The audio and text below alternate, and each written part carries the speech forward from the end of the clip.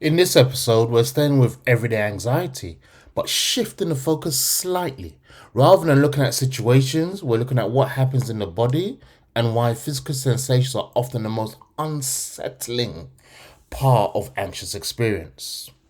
For many people, anxiety isn't first noticed as a thought, it's noticed as a sensation.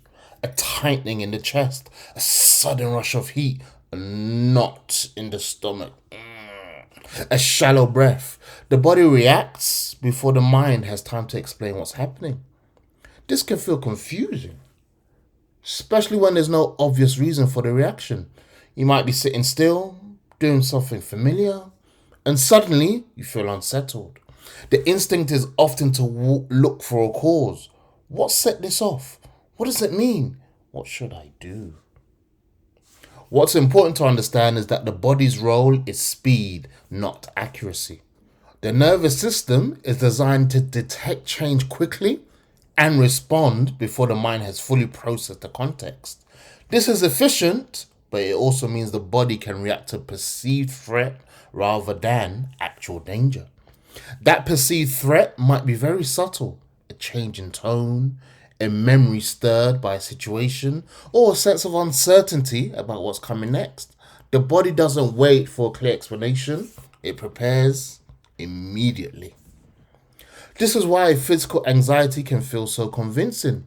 The sensations are real, the heart rate increases, breathing shifts, muscles tense.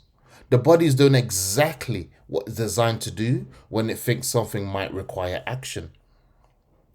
The difficulty is that the mind often interprets these sensations as signals that something is wrong. A racing heart becomes evidence of panic. Tightness becomes evidence of danger.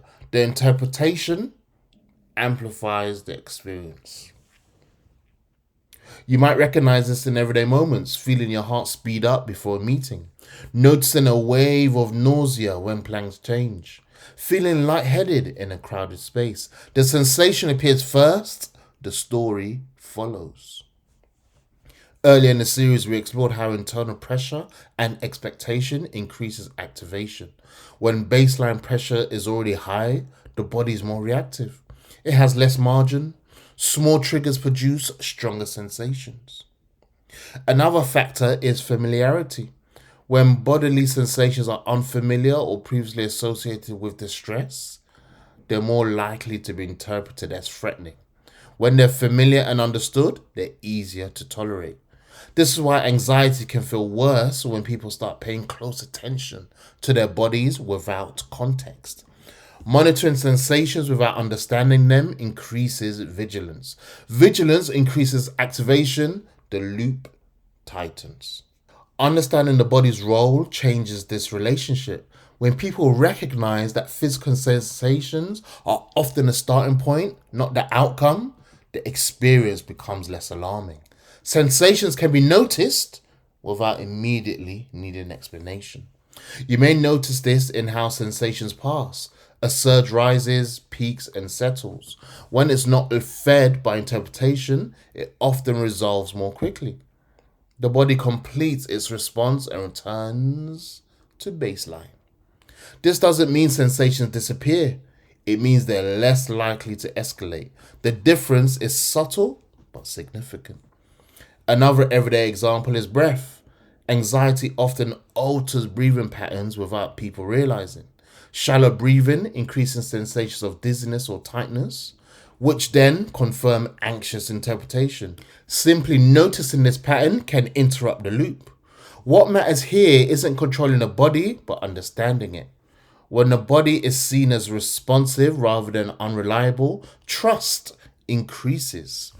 That trust reduces fear of sensations themselves.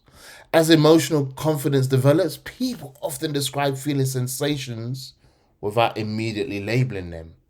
Heat is just heat. Tension is just tension. The urge to fix or escape reduces. This is why anxiety becomes more manageable, not when sensations disappear, but when they lose their meaning as warnings. The body can react without the mind escalating the response. Over time, this understanding changes how people move through everyday life. Sensations still arise, but they don't dominate attention. The body speaks and the mind listens without panic. In the next episode, we'll move further into how thoughts interact with these bodily sensations and why certain thinking patterns can either calm or intensify anxiety once it's already been activated.